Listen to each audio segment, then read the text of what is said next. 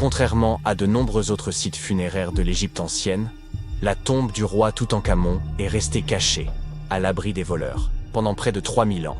L'une des raisons était que cette tombe était plus petite que la moyenne, et qu'elle était dissimulée dans le site de la Vallée des Rois. Cette région était déjà abondamment explorée au moment où l'on est tombé par hasard sur l'emplacement de la tombe du pharaon. L'entrée était complètement ensevelie sous les débris provenant de la construction d'une tombe voisine, ce qui a dû également aider à préserver son secret. Il n'y avait pas non plus la moindre inscription à l'extérieur de la tombe. Le passage du temps aura également joué un rôle dans son remarquable état de préservation jusque dans les années 20, lorsqu'un dénommé Howard Carter y est finalement parvenu. Mais Carter était-il un héros pour autant? Des découvertes récentes suggèrent qu'il aurait pu être moins honnête qu'on a pu le penser. Carter n'était pas seulement considéré comme un chasseur de trésors renommé, c'était un véritable archéologue. Il s'était, bien avant Toutankhamon, plongé dans la quête d'artefacts égyptiens. Il avait découvert son intérêt pour ces objets insolites dès l'enfance et avait rapidement commencé à reproduire les sculptures et les inscriptions découvertes dans les tombes anciennes.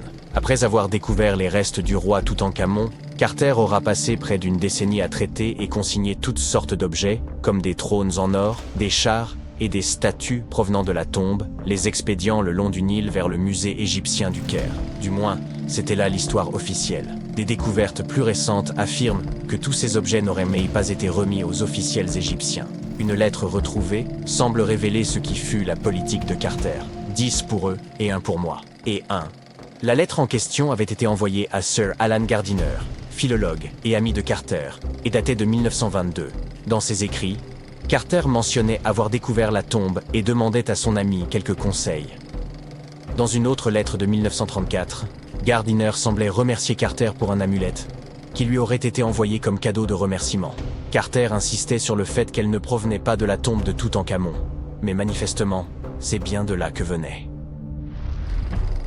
Le directeur britannique du musée égyptien était lui-même au courant des manigances de Carter, mais ne pouvait pas les prouver. Il a comparé l'amulette de Gardiner avec d'autres qui provenaient de la tombe de Toutankhamon, et aux surprises, elles se ressemblaient à s'y méprendre. Gardiner était tellement embarrassé d'avoir été mis dans une situation si délicate qu'il s'est plaint à Carter dans une autre lettre. En bon ami, Gardiner a préféré ne pas jeter l'opprobre sur le célèbre archéologue.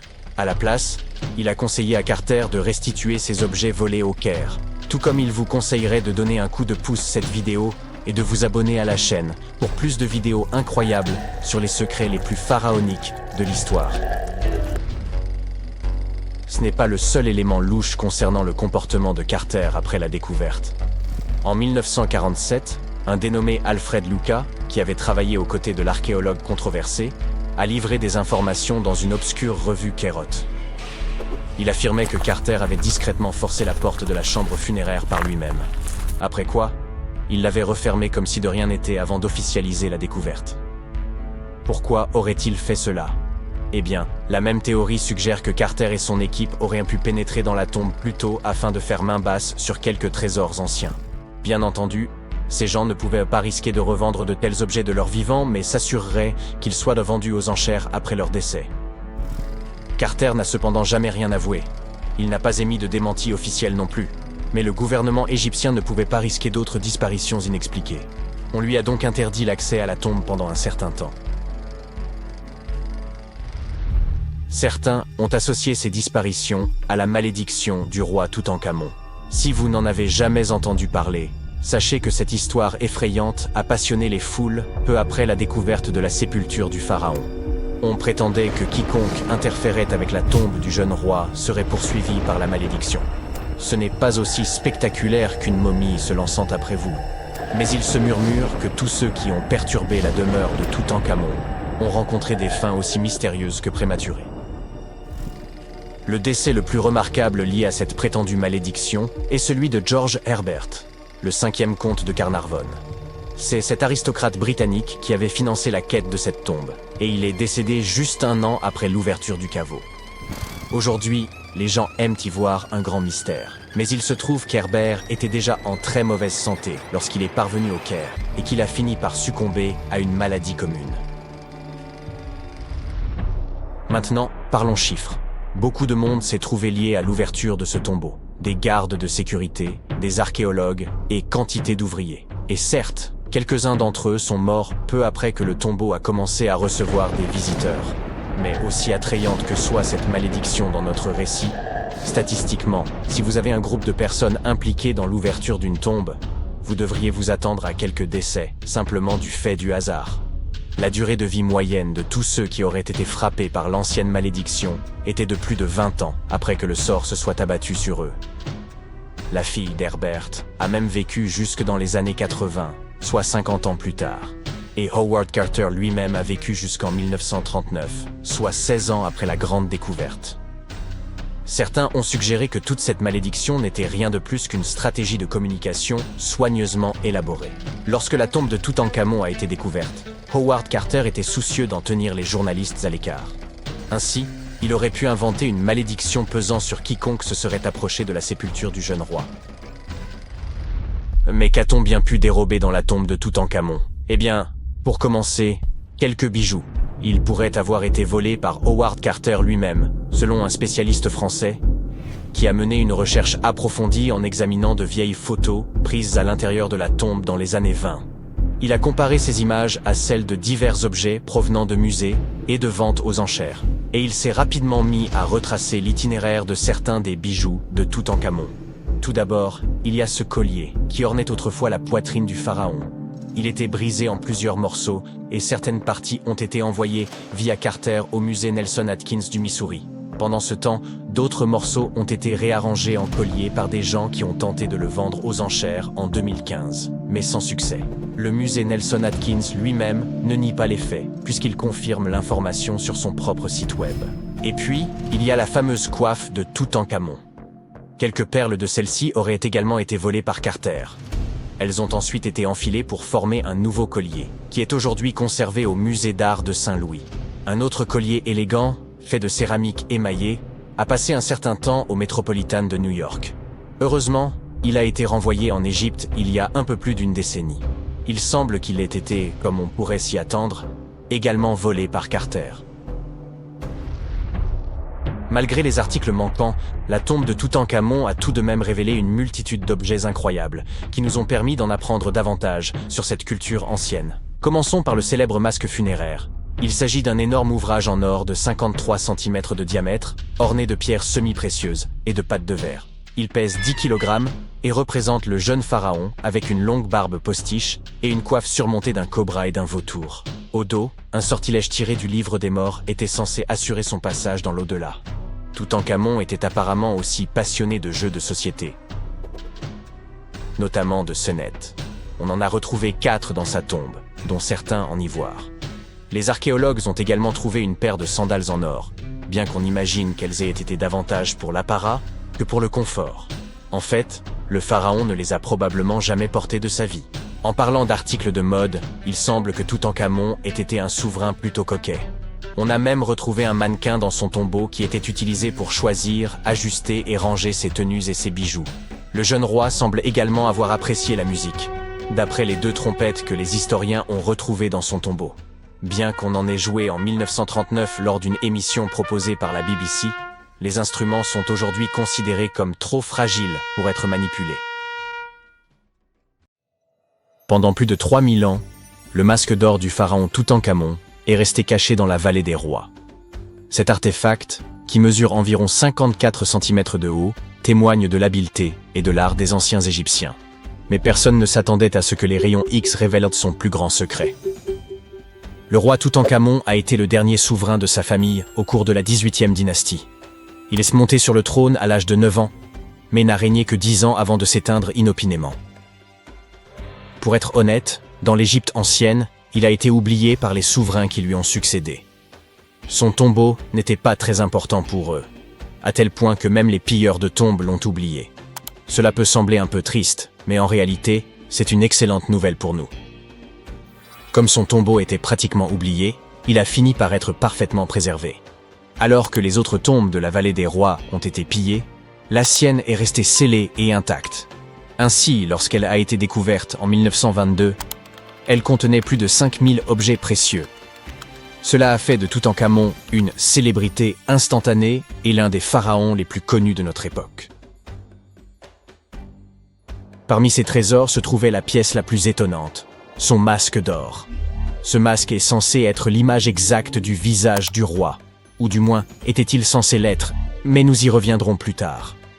Le but de cette représentation exacte de son visage était de s'assurer que son âme le reconnaîtrait dans l'au-delà et reviendrait dans son corps momifié.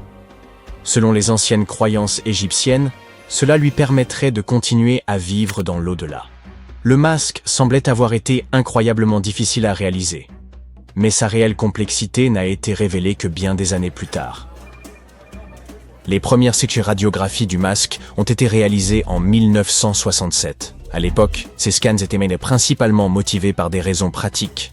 La conservation. Le masque partait pour une exposition à Paris. C'était la première fois qu'il quittait l'Égypte. Ces images permettraient de constater les éventuels changements survenus au cours de l'exposition. En outre, elles pouvaient donner des indications sur la manière dont le masque avait été fabriqué. Mais à l'époque, on ne se rendait sans doute pas bien compte de la complexité de sa construction. Les orfèvres égyptiens n'utilisaient pas les techniques de soudure modernes. Alors, comment ont-ils fabriqué ce masque ? De nouvelles radiographies effectuées en 2007 nous ont apporté quelques réponses. Il s'avère que les Égyptiens n'utilisaient pas d'or pur, qui est de 24 carats. Le masque était en fait réalisé en or 23 carats, c'est-à-dire mélangé à un autre matériau. Les spécialistes ont ainsi découvert que ces feuilles d'or contenaient une petite quantité de cuivre, un métal rouge-brun. Cette opération visait probablement à rendre le matériau plus souple et plus facile à façonner. Il modelait ensuite les feuilles d'or en les chauffant et en les martelant à plusieurs reprises. Mais le masque renferme un autre secret qui n'a été découvert qu'en 2015. L'année précédente, le personnel du musée égyptien du Caire préparait l'exposition du masque lorsque sa longue barbe fut accidentellement arrachée. Selon un autre scénario, la barbe se serait détachée au fil du temps et serait tombée toute seule. Quoi qu'il en soit, le fait que la barbe du roi Toutankhamon se soit détachée a causé beaucoup de tension. Après tout, il s'agit de l'une des plus grandes attractions touristiques du Caire, et les experts devaient donc régler le problème très rapidement. Le processus de restauration a commencé par un relevé détaillé de l'état du masque. Pour ce faire, ils ont dû effectuer un scan tridimensionnel complet de l'artefact. Et par hasard, ils ont trouvé quelque chose de très intéressant à l'intérieur. Dans la barbe royale se trouve un tube en or, une structure intrigante que les Égyptiens ont probablement utilisée pour attacher la barbe au reste du masque. Cela prouve une fois de plus que le processus de fabrication de ce masque était encore plus complexe que ne le pensaient les experts. Mais les mystères ne s'arrêtent pas là. Vous vous souvenez que nous avons dit que le masque était censé représenter parfaitement le visage du roi Toutankhamon ? Ce n'est peut-être pas tout à fait vrai.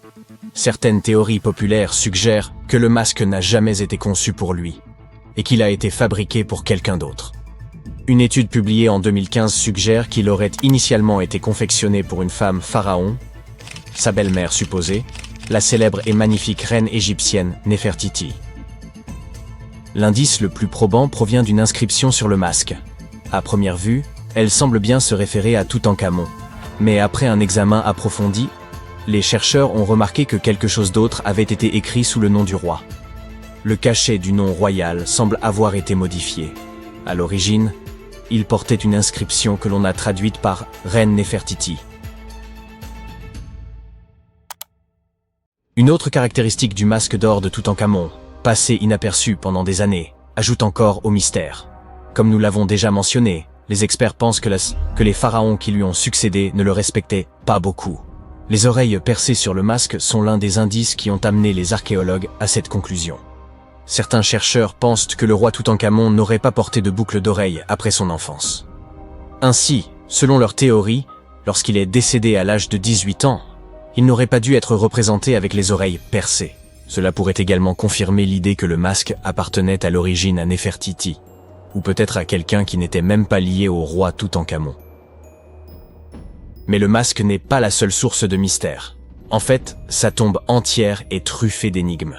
Récemment, des historiens ont découvert un indice indiquant que l'endroit où le roi Toutankhamon était censé être enterré avait été changé à la dernière minute. Pendant des années, les experts se sont demandé pourquoi un pharaon qui a régné pendant 9 ans avait fini dans une tombe aussi simple. Comparé à la grandeur des tombes d'autres pharaons, sa tombe semble un peu ordinaire. L'idée qu'un roi comme Toutankhamon puisse avoir un lieu de repos aussi banal ne correspond pas au pouvoir et à l'importance qu'il devait avoir dans l'Égypte ancienne. Alors, que s'est-il passé? Apparemment, cela pourrait avoir un rapport avec son successeur, le pharaon Haï. Après la mort du roi Toutankhamon, les chercheurs pensent que Haï a fait en sorte de l'effacer de l'histoire de l'Égypte. Une théorie suggère donc qu'il est, probablement, à l'origine de la décision rapide de placer le corps du roi Toutankhamon dans une tombe plus petite et moins impressionnante. Lorsque les experts ont examiné la tombe d'Haï, ils ont trouvé quelque chose d'intéressant. Un grand mur recouvert de peintures représentant des babouins. Il s'agit du même type d'œuvre d'art que celle que l'on trouve dans la tombe de Toutankhamon. Il semble que ce soit la même personne qui ait choisi les œuvres d'art pour les deux tombes. La conception et la décoration des deux tombes sont presque identiques, ce qui suggère qu'une main commune les a réalisées. Mais il y a une différence essentielle. La tombe d'Haï est digne d'un roi. Elle est beaucoup plus grande et plus somptueuse, même si le style et les œuvres d'art sont similaires à ceux du tombeau de Toutankhamon. Cette théorie suggère donc qu'Haï aurait décidé du contenu des deux sépultures. Comme Toutankhamon est décédé subitement à un jeune âge, son grand tombeau n'a pas été achevé à temps. Habituellement, les pharaons entreprenaient la construction de leur tombe de leur vivant, afin de s'assurer que tout soit parfait. Mais Toutankhamon est décédé alors qu'il n'avait que 18 ans, et le temps lui a donc manqué. Et a peut-être profité de la situation pour commander une tombe plus petite pour Toutankhamon et garder la plus grande pour lui. Les experts pensent que cette théorie expliquerait pourquoi la tombe de Toutankhamon est si simple et comment Haï a réussi à effacer sa mémoire de l'histoire si facilement. En fin de compte, l'histoire du masque et du tombeau du roi Toutankhamon est empreinte de mystère et d'intrigue. Chaque nouvelle découverte jette un peu plus de lumière sur ce qui s'est réellement passé il y a tant d'années. Mais une chose est sûre, l'Égypte ancienne a encore bien des secrets à nous livrer. Et le roi Toutankhamon continuera de fasciner les hommes dans les années à venir.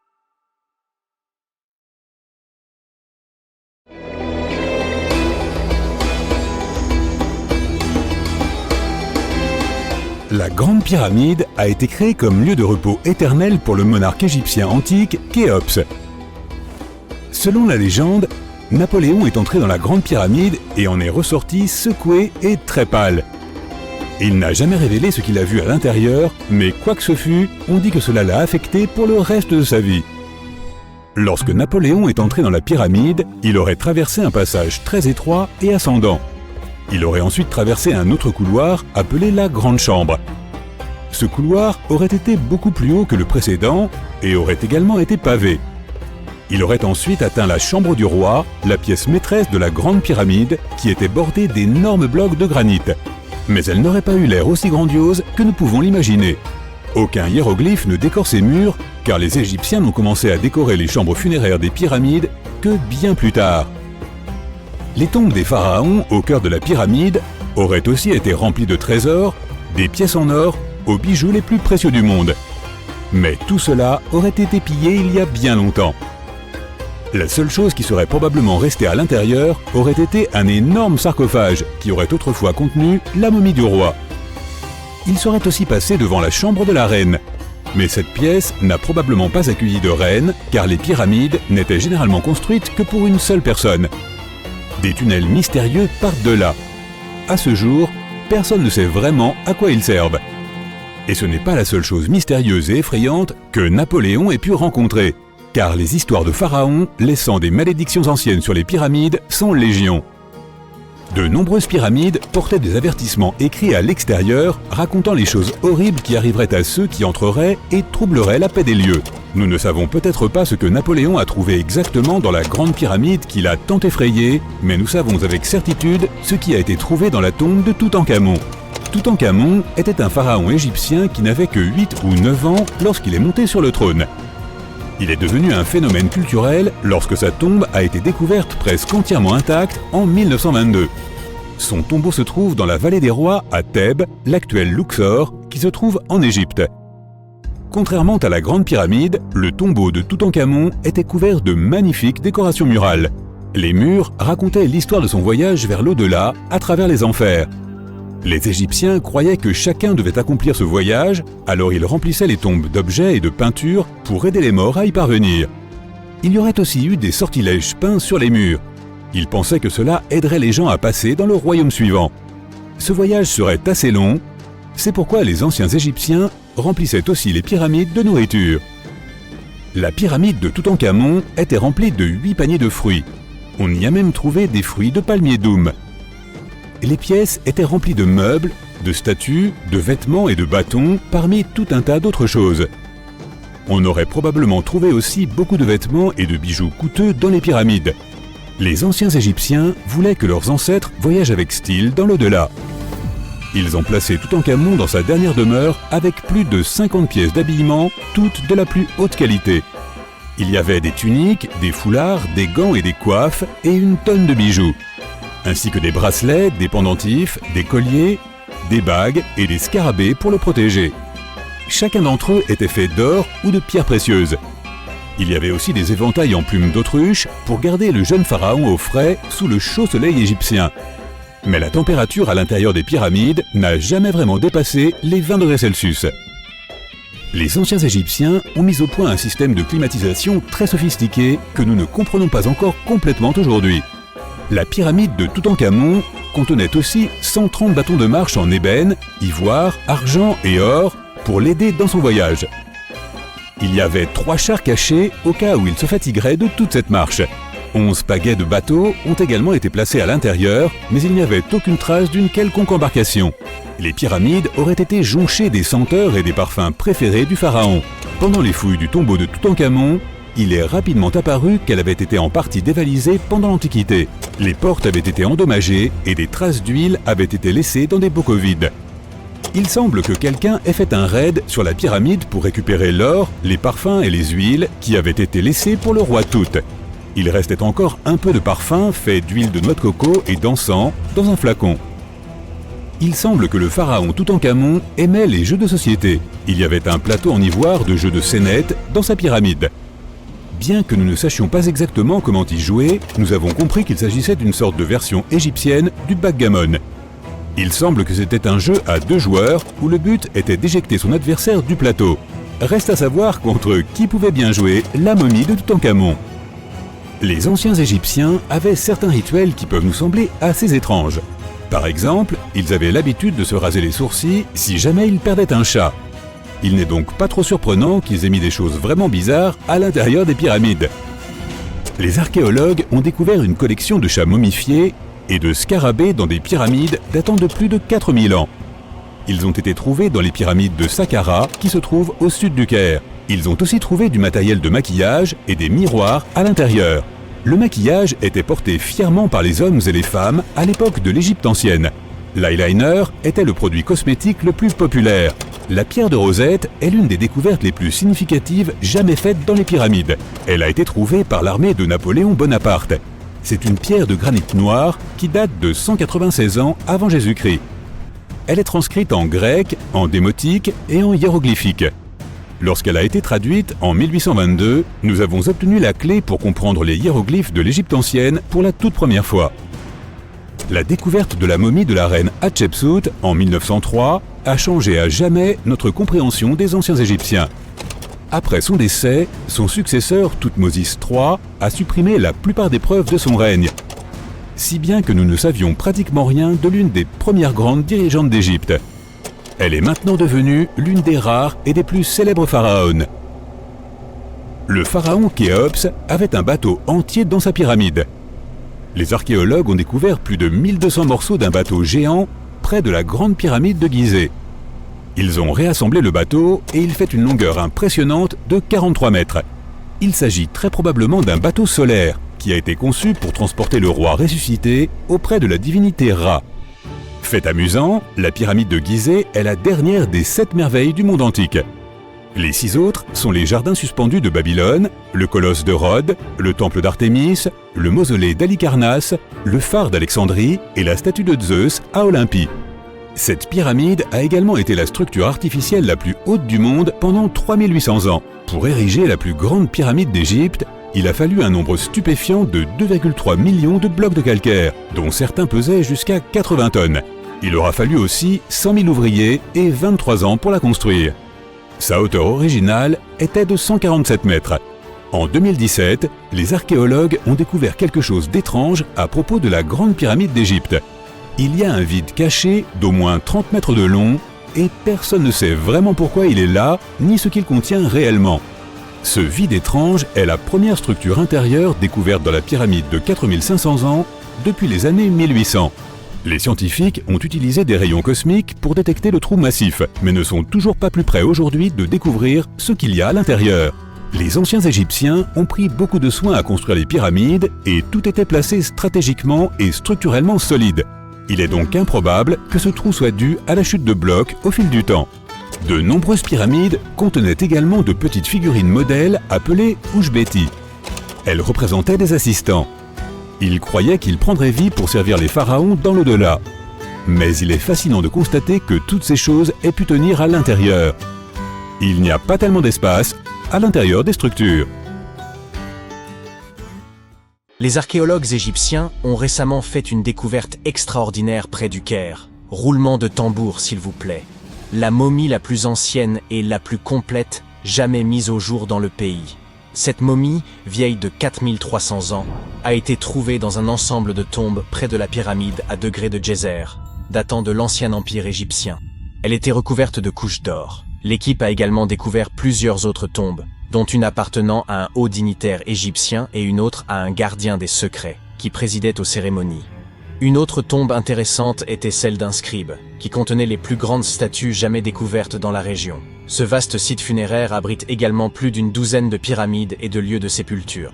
L'une des momies les plus célèbres au monde est probablement celle d'Hatshepsut. Elle a gouverné l'Égypte pendant environ 20 ans, érigé de nombreux édifices impressionnants et créé de nouvelles routes commerciales.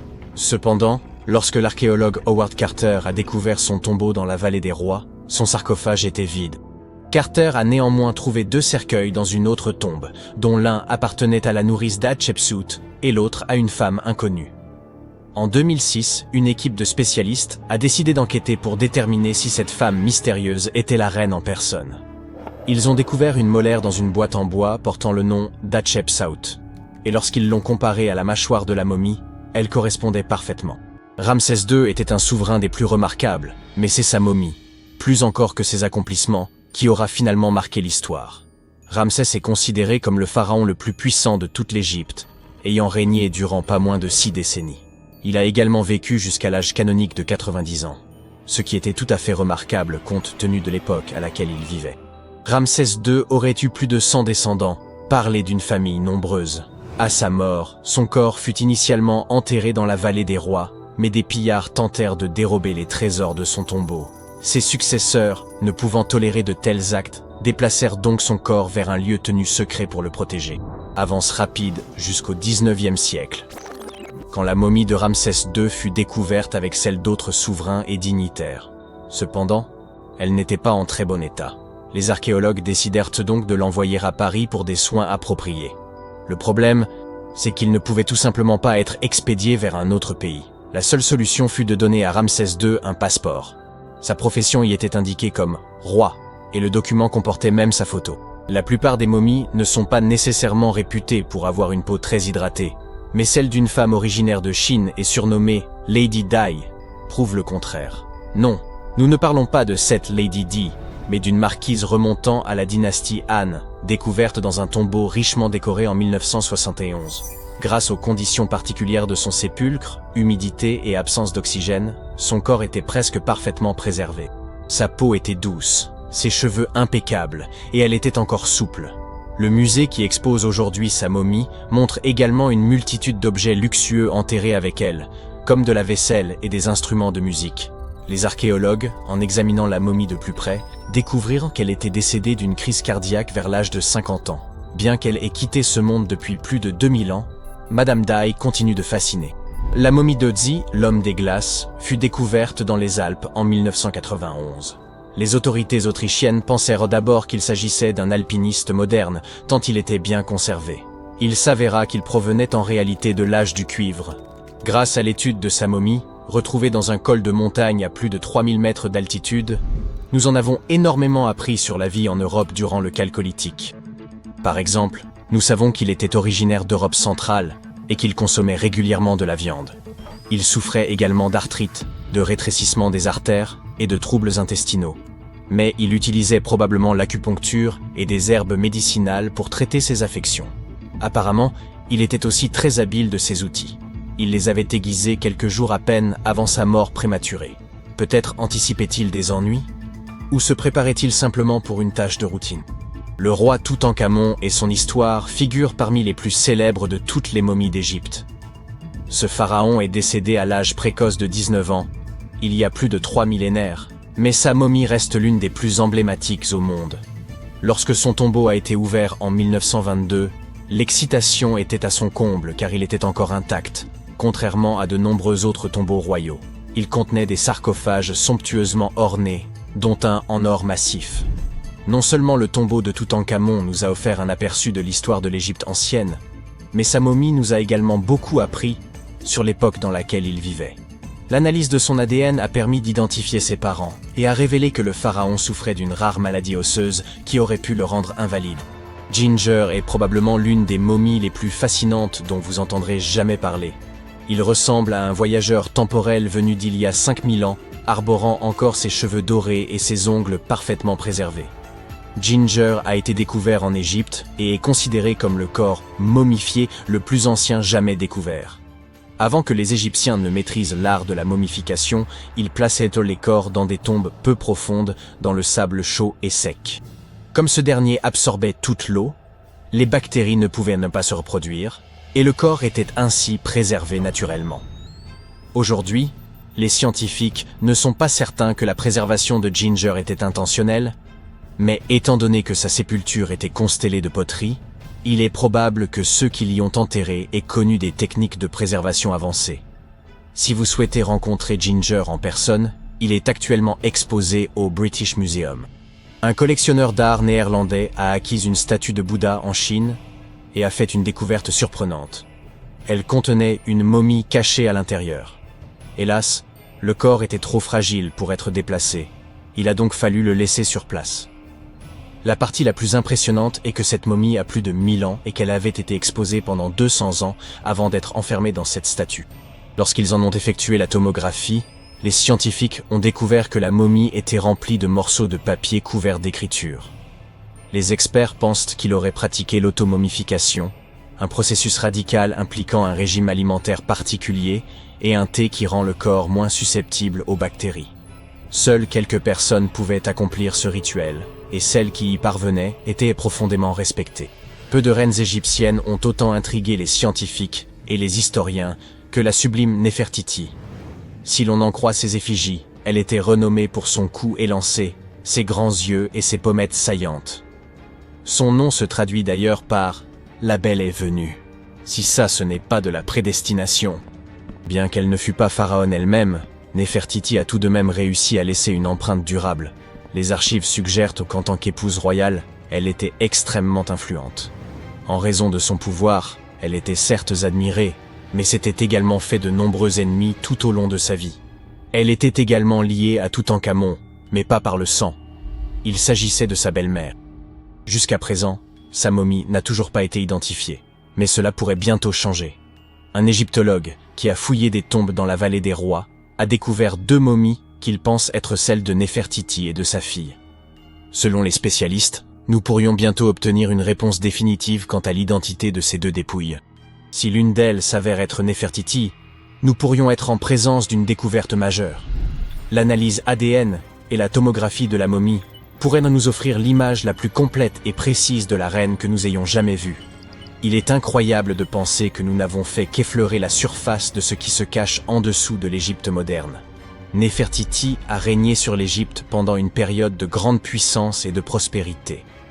Mais est malheureusement décédée au cours d'une période de troubles qui ont conduit à la perte de son site funéraire. Qui peut vraiment prédire où elle se trouve aujourd'hui? Lorsqu'on entend le mot « momie », ça donne parfois froid dans le dos. En effet, la plupart d'entre nous associent ce mot à ces personnages effrayants que nous avons vus dans des films d'horreur. En réalité, les momies nous ont permis de comprendre beaucoup de choses sur les civilisations anciennes, sur ceux qui les gouvernaient, et sur la façon dont les gens vivaient la perte de leurs proches. Les Égyptiens de l'Antiquité, qui croyaient qu'une certaine forme d'existence après la mort était possible si certaines conditions étaient respectées, sont le peuple le plus connu au monde pour ses momies. Ceux-ci préservaient effectivement les corps humains par le biais du processus de momification et plaçaient les momies dans des tombeaux équipés, un peu comme s'il s'agissait d'appartements. Pourquoi ce peuple y croyait-il? Eh bien, parce que la plupart étaient profondément liés à leur environnement naturel. Les Égyptiens étaient pleinement conscients des cycles naturels autour d'eux, comme le lever du soleil chaque jour ou de la lune la nuit, mais aussi de la façon dont la vie renaissait des plantes dans un cycle perpétuel, même avoir fané. Ils croyaient également que le puissant esprit Osiris, qui représentait le cycle de la disparition et de la résurrection, jouait un rôle dans ce processus. Pour se préparer à l'au-delà, les Égyptiens de l'Antiquité suivaient certains rituels, comme la momification, qui consistait à utiliser des éléments aussi variés que le miel, les résines ou encore l'encens pour préserver les corps. Aucune momie n'est plus célèbre que celle du roi Tut, Toutankhamon. Ce jeune pharaon régna sur l'Égypte il y a plus de 3000 ans. Un problème majeur lors de la découverte des tombes royales est que la plupart ont déjà été pillées au moment où on les retrouve. Le peuple savait que les souverains laissaient de nombreux objets de valeur à leur côté après leur mort, ce qui rendait ces lieux de sépulture vulnérables face aux voleurs. Étonnamment, lorsque la tombe du roi Tut fut ouverte en 1922, les gens se réjouirent, car elle n'avait pas été volée à l'instar de beaucoup d'autres tombes royales. C'est dire à quel point elle était bien cachée. À l'intérieur, sa momie était enfermée dans 3 cercueils au total, dont un en or. Les objets trouvés dans sa tombe furent très révélateurs de ce qu'était l'Égypte antique. L'étude de sa momie nous a également permis d'en savoir plus sur la culture et les pratiques en vigueur à l'époque où il est décédé. Enfin, les recherches liées à son ADN nous ont conduit à obtenir des informations sur sa famille. En outre, les scientifiques purent découvrir qu'il avait, par exemple, souffert de la maladie appelée le paludisme et d'un problème au pied susceptible de l'avoir gêné lorsqu'il marchait. Ramsès II est un autre pharaon égyptien qui a régné pendant 68 ans, ce qui n'était pas rien à l'époque. Il est connu pour ses campagnes militaires d'expansion et ses réalisations architecturales. De nombreuses preuves datant de son règne existent encore aujourd'hui, notamment une grande statue à son effigie. Ramsès II mesurait environ 1,80 m et a vécu jusqu'à l'âge de 90 ans. Après avoir examiné sa momie, les scientifiques conclurent qu'il souffrait peut-être d'une maladie affectant sa colonne vertébrale. Vous vous souvenez des voleurs que j'ai évoqués plus haut? C'est probablement à cause de ces derniers que Ramsès II termina dans le cercueil ordinaire d'une collection secrète de momies royales à Deir el-Bahari, qui a été redécouverte en 1881. Heureusement, les archéologues purent l'identifier, car ses voyages avaient été consignés sur ce qui l'enveloppait. Le processus de momification était très fastidieux. En effet, dans l'Égypte antique, la momification pouvait durer jusqu'à 70 jours. Une personne dédiée prononçait un discours très spécifique, tout en manipulant délicatement le corps et en le séchant à l'aide d'une sorte de sel appelé natron.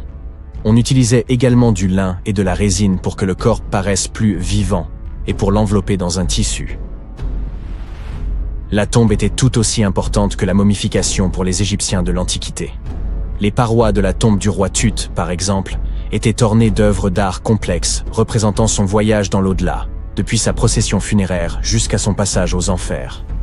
Les Égyptiens antiques pensaient que tout le monde faisait ce voyage après sa mort et remplissaient donc les tombes d'objets et de peintures pour aider les défunts au cours de leur voyage spirituel. En outre, les murs de la tombe étaient décorés de formules tirées d'un livre spécial qui contenait une série de poèmes dont les Égyptiens pensaient qu'ils aideraient les gens à atteindre l'au-delà. Fait soulignant l'importance de ce voyage, les gens plaçaient même de la nourriture dans ces tombes antiques. Dans la tombe du roi Tut, les archéologues découvrirent 36 jarres de boissons antiques et 8 paniers de fruits, déposés là pour l'aider dans son voyage vers l'au-delà. Les Égyptiens pensaient que le voyage vers l'au-delà prenait beaucoup de temps et laissaient donc des provisions conséquentes pour soutenir leurs proches. Les pharaons possédaient généralement de nombreux vêtements luxueux et de beaux bijoux dans leurs tombes afin de s'assurer que leur tenue serait à la hauteur de leur statut lors de leur voyage. On a retrouvé des vêtements en lin tels que des tuniques, des écharpes, des gants et des coiffes.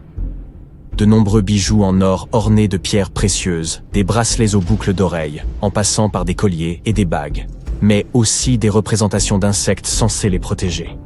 Certaines tombes contenaient même des éventails en ivoire et en plumes d'autruche pour les garder au frais dans l'au-delà.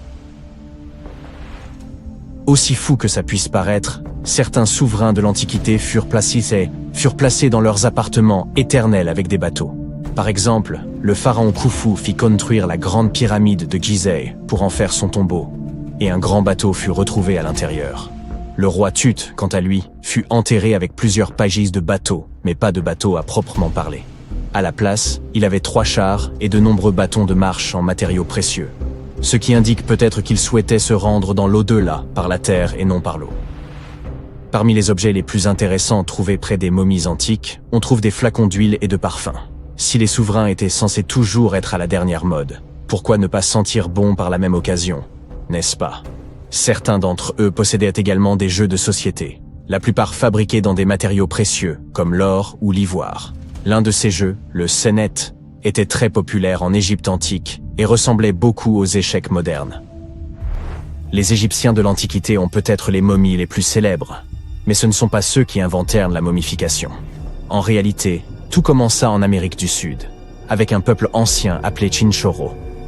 D'après ce que nous savons aujourd'hui, ce peuple fut le premier à momifier ses proches défunts et suivit cette tradition pendant environ 2000 ans avant que les Égyptiens ne commencent leur propre rituel. Certes, l'étude de ces momies permet d'en apprendre beaucoup sur les souverains de l'Antiquité, mais jusqu'à récemment, nous n'avions encore aucune idée de ce à quoi les défunts ressemblaient vraiment de leur vivant. Cependant, il n'y a pas si longtemps que cela, des peintures de momies très particulières furent découvertes par des archéologues qui étudiaient des objets égyptiens antiques. Ces portraits de momies sont des peintures très détaillées d'individus réalisés de leur vivant. Ils étaient souvent peints sur du bois, contrairement aux portraits sur toile classiques que nous connaissons tous. Ces portraits sont appréciés pour leur réalisme et leur beauté, et ont même été utilisés par des chercheurs pour diagnostiquer des maladies en les comparant aux momies correspondantes. Certains de ces portraits comportent également des représentations de bijoux, qui ont été retrouvés plus tard sur les momies. La découverte récente de ces portraits de momies en Égypte centrale revêt une grande importance, car c'est la première fois depuis plus d'1 siècle que de telles peintures sont retrouvées. Les momies sont apparues partout dans le monde de manière naturelle. En effet, la momification peut se produire sans que l'homme n'intervienne, en raison de conditions naturelles. Par exemple, des environnements extrêmement froids ou chauds, des endroits où l'oxygène manque, ou une exposition accidentelle à des produits chimiques qui préservent le corps. Les conditions que je viens de citer ne permettent pas aux bactéries de se développer, ce qui fait que le corps reste plus ou moins intact. Le célèbre Otzi est l'une de ces momies. Nous savons aujourd'hui qu'il s'agissait d'un homme ayant vécu il y a environ 5000 ans en Europe, mais lors de sa découverte dans les Alpes en 1991, les autorités autrichiennes crurent d'abord qu'il s'agissait d'un alpiniste moderne en raison de la bonne conservation du corps. Cependant, après avoir retiré l'homme des glaces du glacier, il fut établi qu'il datait en fait de l'âge du cuivre. Une découverte macabre a été faite en Égypte il y a quelques années. Vous voulez en savoir plus? 16 mains humaines, soigneusement enterrées dans 4 fosses sinistres. À première vue, elles ne ressemblaient pas vraiment à des mains humaines, car elles étaient anormalement grandes. Mais c'étaient bien des mains d'hommes. Bizarrement, il n'y avait que des mains droites, aucune main gauche. Et nous avons découvert qu'un ancien rituel très sombre avait eu lieu à cet endroit. L'art et les contes de l'Égypte ancienne parlent d'une cérémonie au cours de laquelle les guerriers présentaient la main droite de leurs adversaires comme preuve de leur victoire et demandaient de l'or en échange.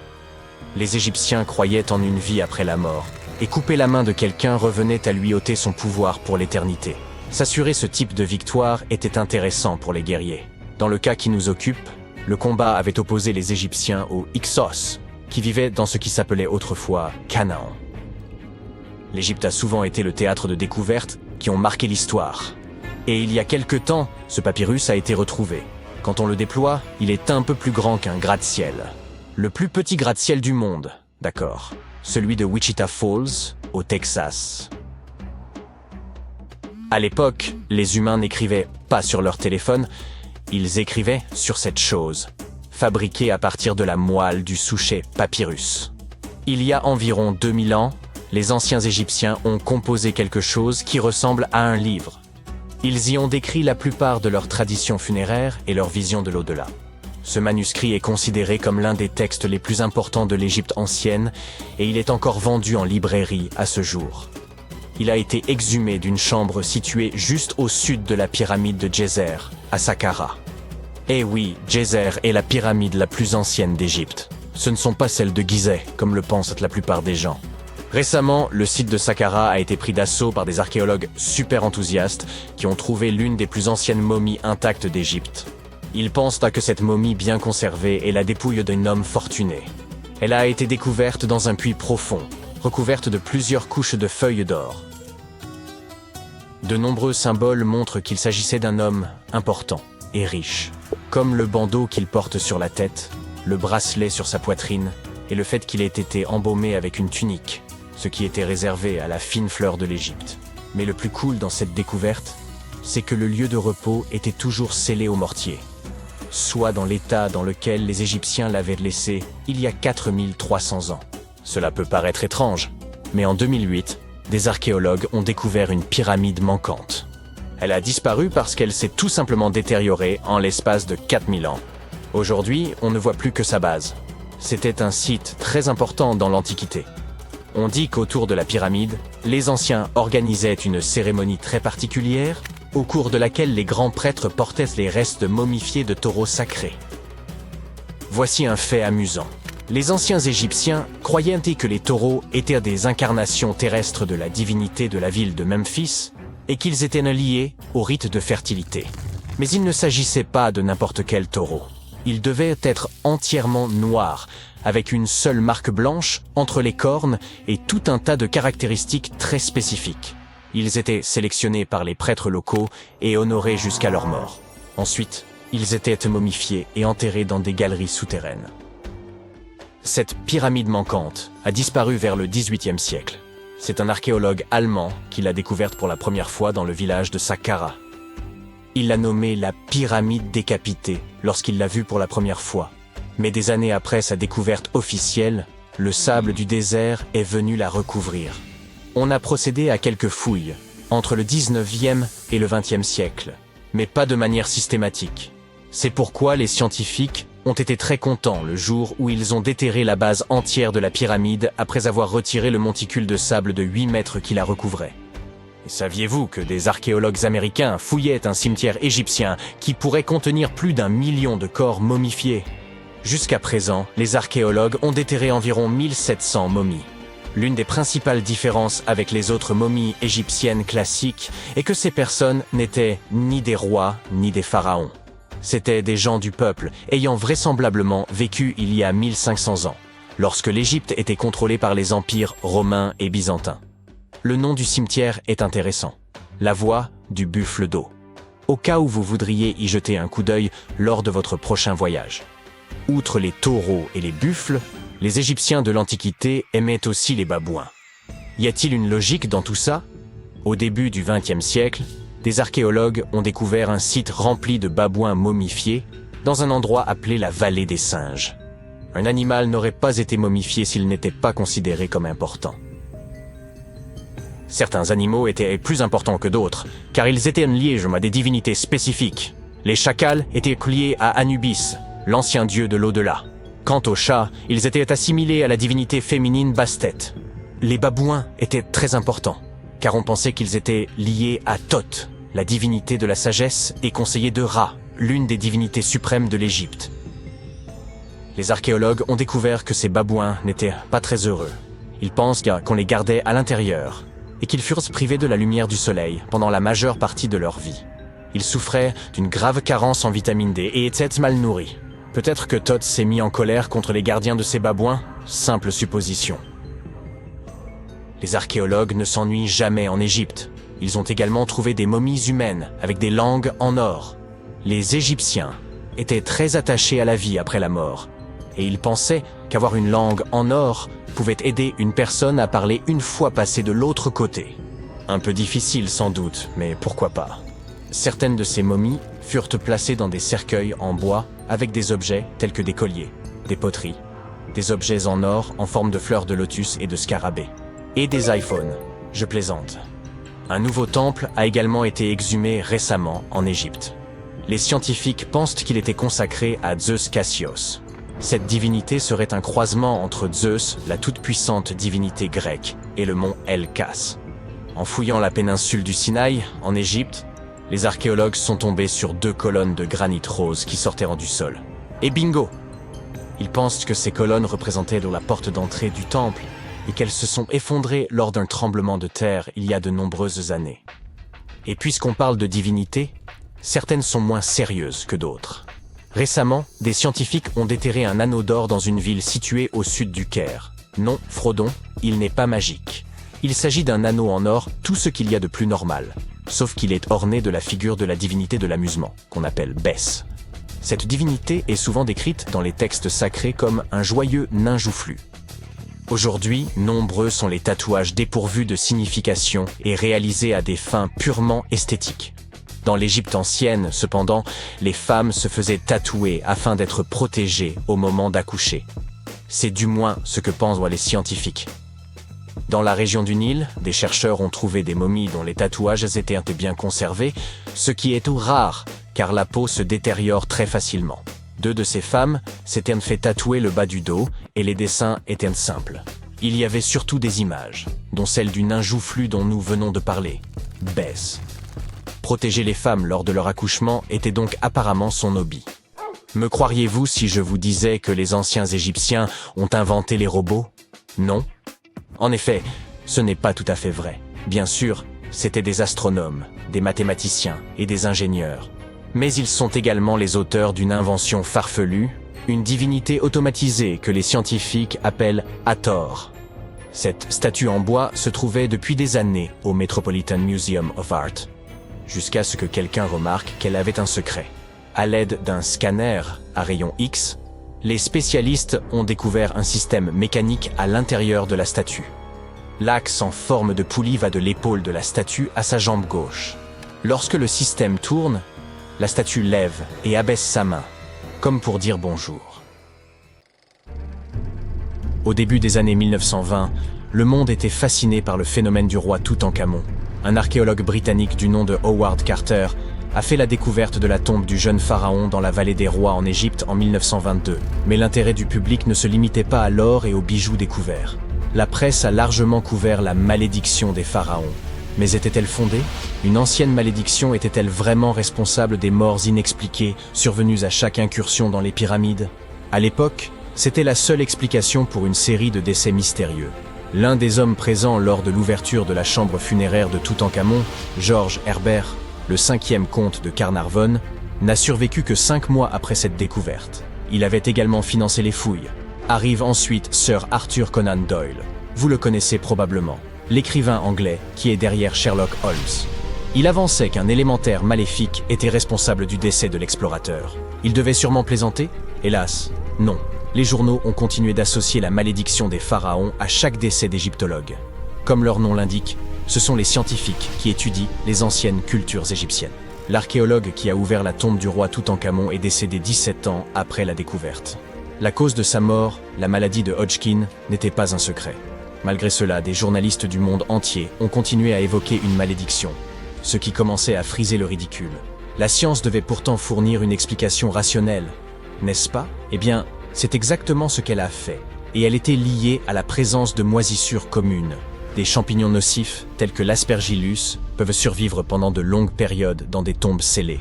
Lorsqu'ils sont inhalés par des gens dont le système immunitaire est affaibli, cela peut entraîner un risque élevé d'infection. Aujourd'hui, les médecins pensent que c'est ce qui est arrivé aux malheureux explorateurs il y a plus d'un siècle. Les scientifiques savent maintenant que ce type de champignon prospère particulièrement bien sur les céréales. Or, la tombe de Toutankhamon était remplie d'offrandes sous forme de paniers remplis de céréales crues et de pain.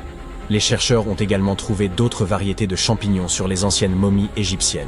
Ces moisissures peuvent entraîner de graves complications pour les êtres humains. Le danger inhérent aux matières organiques en décomposition est bien réel. Il suffit de regarder à l'intérieur de votre réfrigérateur. Tous les restes de nourriture commencent à se décomposer après seulement 3 à 4 jours. Vous pouvez donc imaginer ce qui se produit avec de la nourriture dans une chambre scellée pendant des milliers d'années. La nourriture n'est qu'un type de matériau organique. Le bois en est un autre. Lorsqu'il est exposé à l'eau ou à l'humidité de l'air, il commence également à se détériorer. Il n'est pas nécessaire de se rendre en Égypte pour observer les effets de ce processus. Tout bâtiment abandonné dans votre quartier peut en témoigner. Lorsqu'un morceau de bois est mouillé et n'a pas moyen de sécher, c'est là que surviennent les dommages. des champignons aux insectes xylophages, la liste est longue. La pourriture du bois pose un problème structurel considérable, car les poutres et les planchers sont souvent constitués de ce matériau. Il est donc préférable de ne pas pénétrer dans un bâtiment en décrépitude, au risque de facilement perdre pied. Mais ce n'est que la partie émergée de l'iceberg. Les matériaux de construction ont évolué depuis l'époque des pharaons, mais les risques associés ont également changé. Un exemple frappant est l'amiante. Jusqu'aux années 1970, cette substance était largement utilisée dans de nombreux matériaux d'isolation domestique, des chaudières à l'insonorisation. Dotée de microfibres, l'amiante offrait une isolation thermique remarquable. Cependant, les États-Unis ont interdit son utilisation en 1989, suivi par l'Europe la décennie suivante. Cette décision a été motivée par le risque pour la santé que représente l'amiante lorsqu'il est endommagé. L'inhalation de ces fibres peut entraîner de graves problèmes de santé, et les structures abandonnées regorgent souvent de ce matériau, sans personne pour en assurer l'entretien. Vous comprenez maintenant le danger encouru. Un autre matériau fréquemment rencontré dans les anciens bâtiments est le plomb. Les Romains de l'Antiquité utilisaient des tuyaux de plomb pour acheminer l'eau des sources jusqu'à leurs habitations. Et ils utilisaient également des ustensiles de cuisine en plomb, ce qui n'était probablement pas la décision la plus avisée. En effet, le plomb et l'eau ne font pas bon ménage en raison d'un phénomène appelé corrosion. Mais ce problème n'est pas uniquement historique. Les autorités américaines n'ont interdit l'utilisation de tuyaux en plomb qu'en 1986. Ce qui signifie que 7% des foyers américains utilisent encore des conduites d'eau faites de ce métal. De plus, jusqu'au milieu des années 1960, la peinture au plomb était couramment utilisée pour revêtir les boiseries. Dans les bâtiments abandonnés, cette couche de peinture s'est depuis longtemps écaillée, exposant ainsi la poussière de plomb, que toute personne qui manipule des portes et des fenêtres risque d'inhaler. Les particules de poussière sont au moins visibles à l'œil nu, ce qui n'est pas le cas du monoxyde de carbone. Ce gaz est incolore, donc impossible à voir, et inodore, donc impossible à sentir. Il est donc difficile de détecter une fuite de monoxyde de carbone. Comment ce gaz dangereux s'échappe-t-il généralement? En raison d'un mauvais entretien. Or, les bâtiments abandonnés ne bénéficient d'aucun. Ainsi, alors que vous explorez une vieille usine, vous pourriez subitement ressentir des étourdissements et de terribles maux de tête. Ce ne sont là que quelques-uns des symptômes d'une intoxication au monoxyde de carbone, parmi les plus bénins. Mais quelle en est la source? Il suffit qu'une vieille chaudière cède enfin après des années de négligence. Nous nous heurtons à une question cruciale. Quel est le principal déterminant de la qualité de l'air à l'intérieur d'une pièce? Si vous pensez à l'oxygène, vous faites fausse route. En réalité, les niveaux d'oxygène ne diminuent que de 0,3% en 8 heures dans une pièce hermétiquement close. Cette diminution est encore plus minime dans des conditions normales, où les portes et les fenêtres ne sont pas scellées. Ainsi, l'oxygène n'est pas le principal souci. Ce sont plutôt les niveaux de dioxyde de carbone, ou CO2, qui augmentent considérablement à l'intérieur d'une pièce fermée. Cela découle directement de la respiration humaine. Nous inhalons de l'oxygène et expirons du CO2, qui devient ainsi un gaz résiduel. Normalement, il ne représente qu'une infime fraction de l'air que nous respirons, soit 0,04%. Toutefois, dans une pièce close, des niveaux élevés de dioxyde de carbone peuvent entraîner la somnolence. Et c'est la dernière chose dont vous avez besoin lorsque vous vous trouvez dans un édifice délabré. Le dioxyde de carbone réduira votre capacité à penser clairement. Une étude intéressante menée par des chercheurs de Harvard en 2016 en témoigne. Ils ont invité des employés de bureau à venir travailler pendant 6 jours consécutifs pour effectuer un test de résolution de problèmes. Au cours de la semaine, les niveaux de dioxyde de carbone ont été progressivement accrus dans ce bureau fictif. Les résultats du même test se sont détériorés au fil du temps.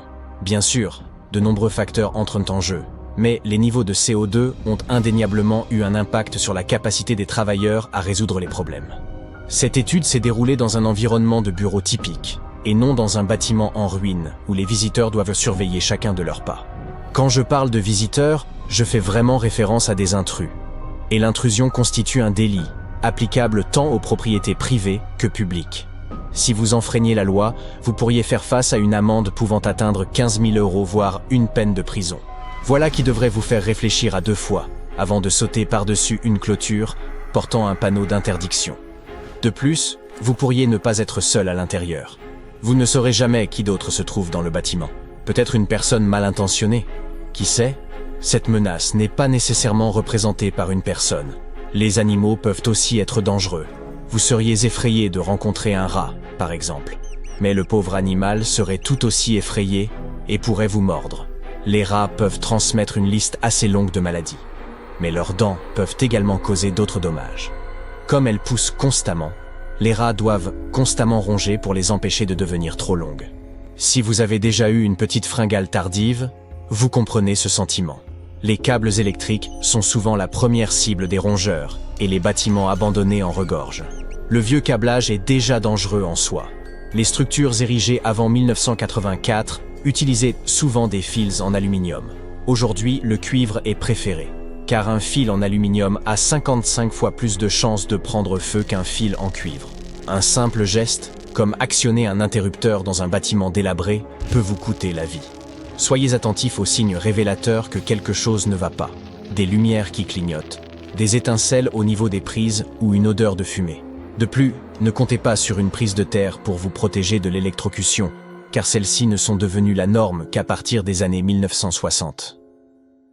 La plupart des gens savent que les pyramides ont été construites pour servir de tombeau aux pharaons, afin de leur assurer un voyage sans encombre vers l'au-delà. La grande pyramide de Gizeh, par exemple, a été construite pour le pharaon Khéops. Mais ce que la plupart des gens ignorent, c'est que cette tradition de construction de pyramides a commencé ici même, avec la pyramide à degrés de Djéser, il y a environ 4700 ans. Cette structure massive a été construite pour le pharaon Djéser, un souverain de la 3e dynastie égyptienne. Elle s'élève sur 6 niveaux au-dessus du sol et mesure environ 60 mètres de haut. Aujourd'hui, nous la considérons comme un projet architectural phénoménal. Mais pour les anciens Égyptiens, la pyramide à degrés de Djéser représentait plutôt une vaste expérience. Un essai, si l'on peut dire, destiné à perfectionner leurs compétences en matière de construction, avant de passer à des pyramides encore plus ambitieuses. Atteindre de nouveaux sommets est très excitant, mais le véritable mystère réside dans ce qui se passe sous terre. Dans le labyrinthe souterrain de cette pyramide, un réseau de tunnels s'étend sur environ 5,5 km. Certains chercheurs pensent que ces tunnels pourraient avoir fait partie d'un système d'adduction d'eau très sophistiqué, et cela pourrait changer complètement notre vision de la construction des pyramides. Parlons de ce complexe massif situé à Saqqara. Autour de la pyramide, il y a ce qu'on appelle une douve sèche, une tranchée continue qui fait environ 50 mètres de large et près de 3 km de long. Elle forme une sorte de rectangle autour de la pyramide. Cette tranchée a une profondeur moyenne d'une vingtaine de mètres. Si l'on additionne toute la terre et la roche creusée pour créer cette douve, cela représente environ 10 fois le volume de la pyramide elle-même. Pendant longtemps, les gens ont pensé que cette tranchée n'était rien d'autre qu'une immense carrière, un endroit où l'on avait extrait de la pierre et de l'argile pour construire la pyramide à degrés. C'est logique, non? Mais en y regardant de plus près, on s'est aperçu qu'il n'en était rien. La tranchée est trop étroite et trop profonde pour avoir été exploitée, et son tracé ne correspond à rien de ce que nous savons des méthodes d'extraction de l'Égypte ancienne. De plus, certaines sections de la tranchée sont recouvertes d'un plafond rocheux, ce qui aurait rendu son utilisation comme carrière pratiquement impossible. Une théorie suggère que la douve sèche avait une signification spirituelle. Il s'agissait peut-être d'un lieu sacré, où les âmes des nobles se réunissaient pour servir le roi défunt dans l'au-delà. Des niches dans les murs évoquent bien cette fonction spirituelle. Mais la plupart des chercheurs pensent qu'elle n'a été développée que bien plus tard, longtemps après la construction du complexe. Alors, à quoi la douve servait-elle vraiment? En 2020, un chercheur a émis une idée assez intrigante. Il est possible que cette tranchée ait été conçue pour recueillir et canaliser l'eau, en particulier après de fortes pluies. Cela semble logique si l'on considère son emplacement. La douve se trouve dans une zone qui aurait facilement pu être inondée par les eaux de ruissellement provenant des plaines voisines. Cela pourrait également expliquer pourquoi la tranchée n'a été utilisée pour de nouvelles tombes que bien plus tard, lorsque le climat est devenu plus sec et le site moins sujet aux inondations. Mais l'histoire devient encore plus fascinante, car cette tranchée semble faire partie d'un système hydraulique plus vaste et plus élaboré à l'intérieur du complexe de Djéser.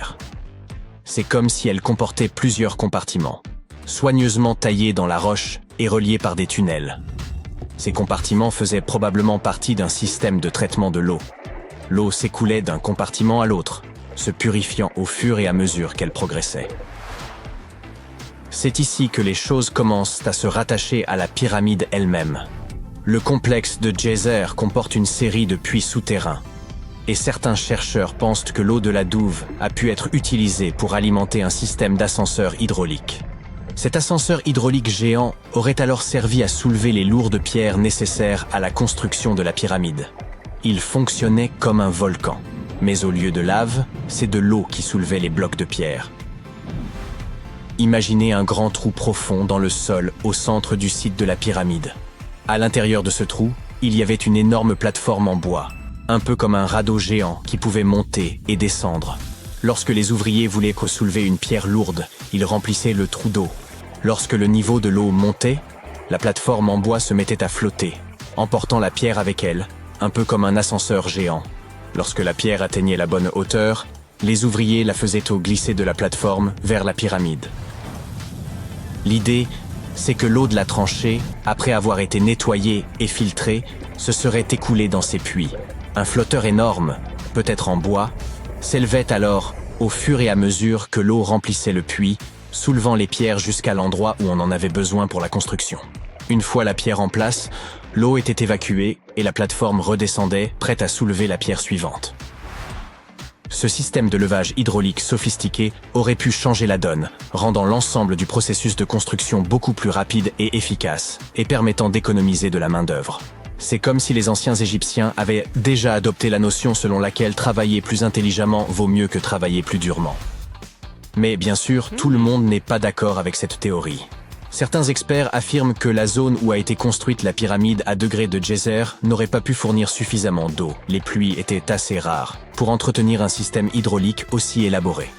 La théorie principale suggère qu'il y avait peut-être un lac à proximité qui se serait rempli après chaque période de pluie et qui aurait fourni l'eau dont le complexe avait besoin pour son système hydraulique. Or, aucun écrit de l'Égypte ancienne ne fait mention d'un tel lac. Il s'agit donc plus d'une hypothèse que d'une réalité. Et puis, il y a la question du travail lui-même. Vous vous souvenez que j'ai dit que cette méthode aurait pu permettre aux anciens bâtisseurs d'élever des pierres avec beaucoup moins d'efforts? Ce n'est peut-être pas tout à fait vrai. Selon certains experts, la construction de ce dispositif aurait nécessité beaucoup plus de travail que le simple déplacement des blocs de pierre nécessaires à l'édification du monument. Et n'oublions pas que la pyramide à degrés de Djéser est relativement petite comparée à celles qui ont suivi. Les pierres utilisées pesaient en moyenne 300 kg chacune, ce qui n'est rien comparé aux blocs de plus de 2,5 tonnes utilisés plus tard pour la pyramide de Khéphren. S'il nous faut complètement écarter cette théorie de l'ascenseur hydraulique, il nous reste à expliquer comment cette pyramide a été construite. Pour répondre à cette question, nous devons revenir un peu en arrière et parler des plans d'origine. Avant que la tombe de Djéser ne devienne une pyramide, l'idée était de construire un simple mastaba. Ce type de tombeau était assez courant dans les périodes antérieures. Une structure rectangulaire à toit plat avec des côtés inclinés. Mais une fois le mastaba original terminé, ils auraient décidé de l'agrandir un peu en ajoutant quelques couches supplémentaires. Ils auraient ensuite ajouté d'autres couches jusqu'à ce que la construction atteigne 6 niveaux distincts, chacun plus petit que le précédent. Et ils auraient probablement fait tout cela en soulevant ces lourdes pierres à l'aide de passerelles, et non d'un ascenseur hydraulique. Nous ignorons encore beaucoup de choses sur la pyramide à degrés de Djéser. Des recherches supplémentaires sont certainement nécessaires pour comprendre comment ce système fonctionnait, ou s'il a même existé. Mais l'idée d'utiliser de l'eau pour construire une pyramide apporte une nouvelle dimension à notre compréhension de l'ingénierie de l'Égypte ancienne.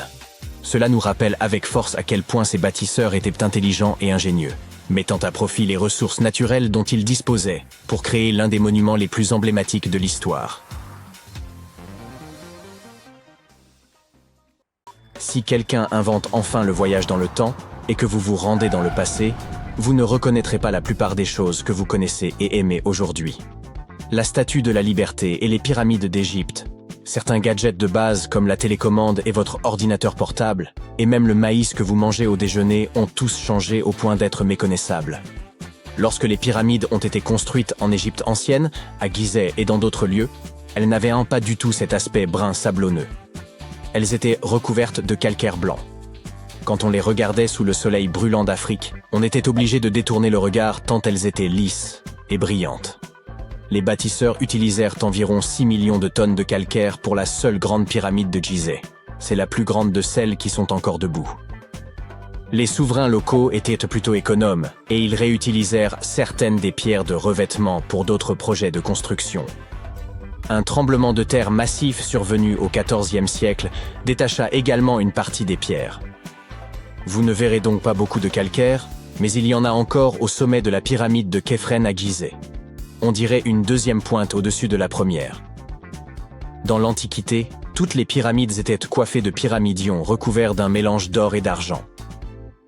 La plupart ont été perdus au fil des siècles, mais vous pouvez encore en voir quelques-uns dans les musées. Ils représentent des divinités égyptiennes. Les pyramides ont probablement été conçues d'après une pierre pointue sacrée, le benben. Elle représentait les rayons du soleil. Soulever de lourdes pierres n'était pas si simple sans la technologie dont nous disposons aujourd'hui. Je suppose que vous serez d'accord avec moi si vous avez déjà aidé vos amis à déménager au moins une fois et qu'ils vous ont fait porter le canapé. Mais les Égyptiens avaient pensé à tout et ont justement choisi la forme pyramidale car elle permet de répartir le poids uniformément sur l'ensemble de l'objet. La Statue de la Liberté a également subi une transformation majeure depuis son inauguration en 1886. Croyez-le ou non, elle était autrefois d'un brun brillant, comme un centime. 20 ans plus tard, elle est devenue verte. Ce n'était pas un effet de mode, mais une réaction chimique. La statue est recouverte de centaines de fines feuilles de cuivre. Lorsque le cuivre entre en contact avec l'air, il forme une couche protectrice appelée verre de gris. C'est pourquoi les statues et autres objets en cuivre, en laiton et en bronze peuvent durer si longtemps. Lorsque Lady Liberty est devenue verte, les autorités ont décidé que ce serait une bonne idée de la repeindre. C'était bien avant l'avènement des réseaux sociaux, et il n'était donc pas possible de laisser un commentaire furieux sous le post présentant cette idée. Mais les journaux locaux en ont parlé et le public n'a pas été d'accord. Le Times a ensuite interviewé un fabricant de cuivre et de bronze, qui a confirmé qu'il ne fallait pas la repeindre, car enlever cette couche protectrice reviendrait à détruire la statue. Au fil des ans, des gens ont suggéré à plusieurs reprises de repeindre Lady Liberty, mais personne ne l'a jamais fait. Je ne sais pas ce qu'il en est pour vous, mais je n'arrive pas à imaginer cette dame dans une autre couleur, alors je suppose que c'est mieux ainsi. Vous aimez les bananes autant que moi ? La prochaine fois que vous en dégusterez une bien juteuse, n'oubliez pas que vous devez cette texture à la culture sélective. À l'origine, les bananes sauvages contenaient beaucoup de grosses graines dures et peu de cette pulpe délicieuse. Et la pastèque sucrée, vous aimez ça ? Son histoire remonte à plus de 5000 ans. Autrefois, la chair de la pastèque était amère, d'un blanc jaunâtre, et il était très difficile de l'ouvrir. La culture sélective a encore sauvé la mise, et les pastèques sont devenues beaucoup plus sucrées. Les scientifiques japonais sont allés plus loin encore, et en ont inventé une version sans pépins. La grand-mère du maïs est une graminée mexicaine appelée théocinthe. Les grains de cette graminée étaient petits, et même plutôt rares. Il y a plusieurs milliers d'années, les agriculteurs ne conservaient donc que les graines des plantes les plus grandes, les plus savoureuses, ou dont les grains étaient plus faciles à moudre. Et nous les remercions de nous avoir donné ce délicieux maïs que nous consommons aujourd'hui. Et imaginez ça, les avocats sauvages étaient si petits qu'ils tenaient facilement dans une main. Leur noyau était si gros qu'il n'y avait pas grand-chose à manger. Et leur coque était également beaucoup plus dure que celle des avocats modernes auxquels nous sommes habitués. Vous ne pourriez probablement pas accomplir beaucoup de travail aujourd'hui sans votre précieux ordinateur, mais je ne peux pas vous dire exactement à qui vous devriez dire merci pour cette invention. L'ABC de 1942 est l'un des prétendants au titre de premier ordinateur.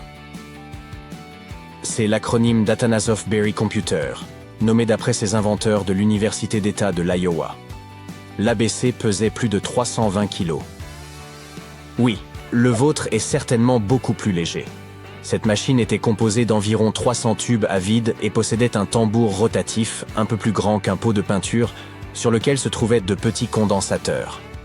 Un condensateur est un gadget capable de stocker une charge électrique, comme une batterie. L'ABC pouvait résoudre des problèmes comportant jusqu'à 29 variables différentes, ce qui permettait aux scientifiques de gagner du temps. Comme les ordinateurs modernes, il utilisait un système binaire, des 1 et des 0, pour représenter tous les nombres et toutes les données. Grâce à ça, il est devenu possible d'effectuer des calculs électroniquement. Et maintenant, écoutez un peu ça. L'ABC effectuait une opération toutes les 15 secondes environ. À titre de comparaison, un ordinateur fait aujourd'hui des millions d'opérations par seconde. Contrairement à la technologie que nous utilisons de nos jours, l'ABC n'avait pas de programme enregistré modifiable. Un programme ne pouvait donc effectuer qu'une seule tâche à la fois. Un opérateur devait noter la réponse intermédiaire, puis la recomposer dans l'ordinateur. Voilà pourquoi je suis heureux de vivre au XXIe siècle. La télécommande que vous utilisez pour toutes sortes d'appareils ne date pas d'hier non plus. Nikola Tesla, qui nous a donné le courant alternatif, a conçu l'une des premières télécommandes sans fil en 1898. Il a baptisé son invention le téléautomaton et l'a présenté à l'aide d'un bateau miniature contrôlé par ondes radio. Le bateau était équipé d'une petite antenne métallique. Tesla envoyait des signaux au bateau à l'aide d'une boîte munie d'un levier et d'une clé télégraphique, sa version d'une télécommande. Ces signaux mettaient en mouvement les contacts électriques du bateau et faisaient bouger le gouvernail et l'hélice. Le concept de la télécommande s'est ensuite rapidement étendu à d'autres gadgets. La première télécommande de télévision est apparue en 1950. Elle a été conçue par la Zenith Radio Corporation, qui l'a baptisée Lazy Bone. Ça veut dire gros paresseux. La Lazy Bone était dotée d'un énorme câble relié au téléviseur. Ceux qui l'ont essayé ne sont pas tombés amoureux tout de suite de cette invention. Ils se prenaient les pieds dedans tout le temps. Pas très pratique, je vous l'accorde. Si vous habitez ou travaillez tout en haut d'un immeuble, cette invention est pour vous. Voici le premier ascenseur pour passagers. Il se déplaçait à la vitesse de 12 mètres par minute. Ce n'est pas très rapide, je sais, comparé au record d'aujourd'hui qui est de 12 mètres par seconde. Mais bon, il date de 1857 et a été construit à New York. Il s'agissait plus d'une attraction touristique que d'une nécessité. L'ascenseur fonctionnait à l'aide d'un moteur à vapeur caché dans le sous-sol d'un bâtiment de 5 étages. Mais il fut fermé 3 ans plus tard parce que le public ne l'appréciait pas. C'est à cette époque que Otis Tufts a déposé le premier brevet pour un chemin de fer vertical. Son invention comprenait un wagon équipé d'un banc pour que les gens puissent s'asseoir. Un endroit idéal pour se retrouver entre amis, vous ne pensez pas? Ensuite, ils ont commencé à installer des ascenseurs dans les hôtels de luxe du monde entier. Il s'agissait de véritables salles très joliment décorées, avec des sièges rembourrés, des miroirs sur les murs et parfois même un petit lustre. Un opérateur fermait la porte et la cabine commençait sa très lente ascension. On l'utilisait car c'était à la mode. Ce n'était pas très rapide. Moi, j'ai toujours préféré les escaliers.